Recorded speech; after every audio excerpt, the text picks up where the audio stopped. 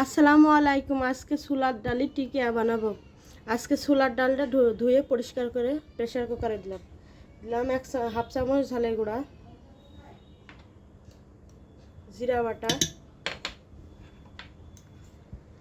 আদা বাটা, কাঁচামরিচ, রসুন বিনা ছিলা, পেঁয়াজ,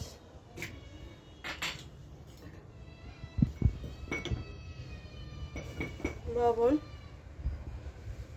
ডাল ফল, লবঙ্গ, গোলমরিচ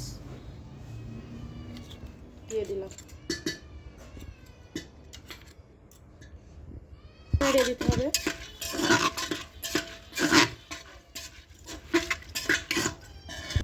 বেশি পানি দেওয়া যাবে না, ছোট বাটির হাফ বাটি পানি।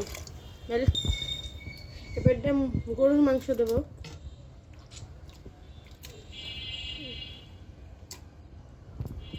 দিতে হবে।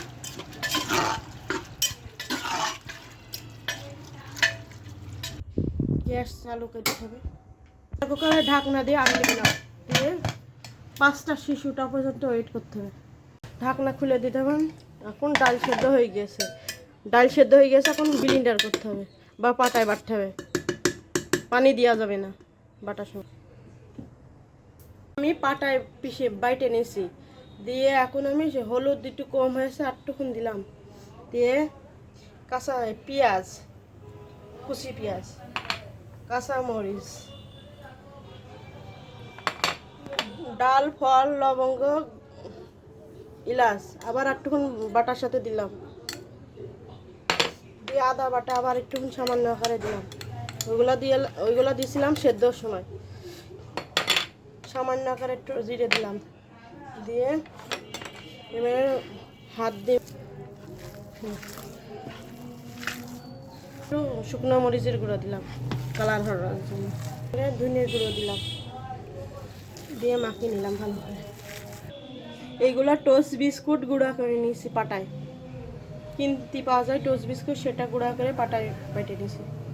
টিকিয়ার মধ্যে একটা ডিম দেবো। ডিম না দিলে টিকিয়া হবে না। সামান্য করে শুকনো মরিচের গুঁড়া দিতে হবে, লবণ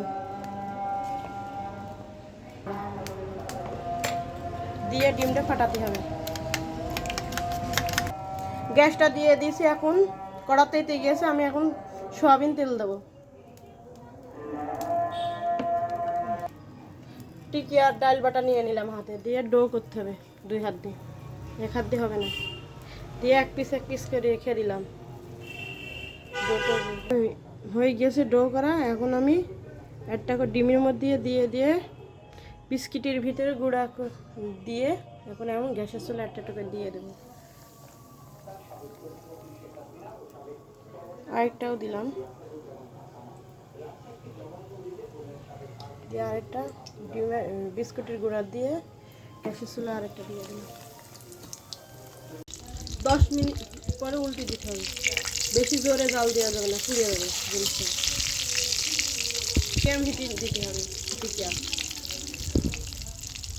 টিকিয়া হয়ে গেছে। এখন আমি পিসি ঠেলে নেব, বড় পিসি।